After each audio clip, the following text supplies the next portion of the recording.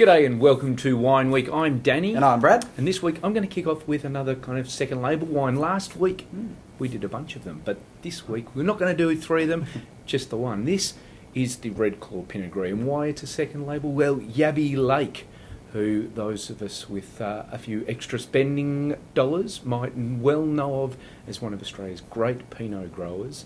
They're more approachable dollar-wise wines are the Red Claw labels, and this, the Pinot Gris, I really like this.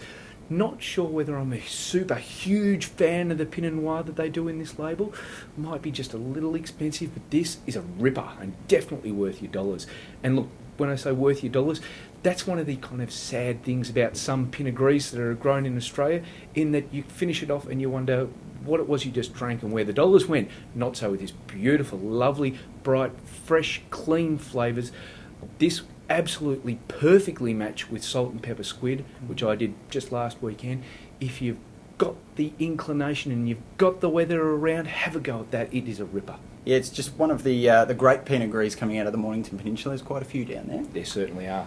Now, to a real little bargain, and it's been remiss of us not to have done this wine before. I had a feeling that we'd done it a few vintages ago, but we hadn't. This is the Kingston Estate Cab Sav. Now, this is the 2008, and it's yet another fine example of what you can do with some Cabernet grapes at a really decent price. We actually picked this up for less than $10 a bottle. Now, we haven't done a sub $10 bottle of wine for a little while. Thought we'd better get back into that bargain territory. And Cabernet is one of those grapes that you don't see as many good cheap Cabernets as you do Shiraz. Mainly because Shiraz is probably a little easier to grow, more well known out of the Barossa, where there's probably an abundance of the grape that can go into some of the cheaper wines. Cabernet, these guys, Kingston Estate, have done a great job in getting true varietal Cabernet flavours, like some nice blackberry and even a hint of mint in there as well, and at a really good price. So for less than $10 a bottle, if you're looking for a straight Cab Sav, this 2008 Kingston Estate is a really good one, worth looking out for. Yeah, sub $10 for a bloody good wine, that's a ripper. Now, lastly, something else that we're a bit remiss in not having done before, and that is anything by Pizzini, a producer up in the kind of high country of Victoria, up King Valley sort of range. Look, Pizzini really know their Italian varietals. Sangiovese, Nebbiolos are probably what they're most famous for. This, the Sangiovese, beautiful, that kind of Chianti style. This is around about $25 in most shops, 2008. Those classic kind of dark plum, dark cherry flavours, an absolute ripper.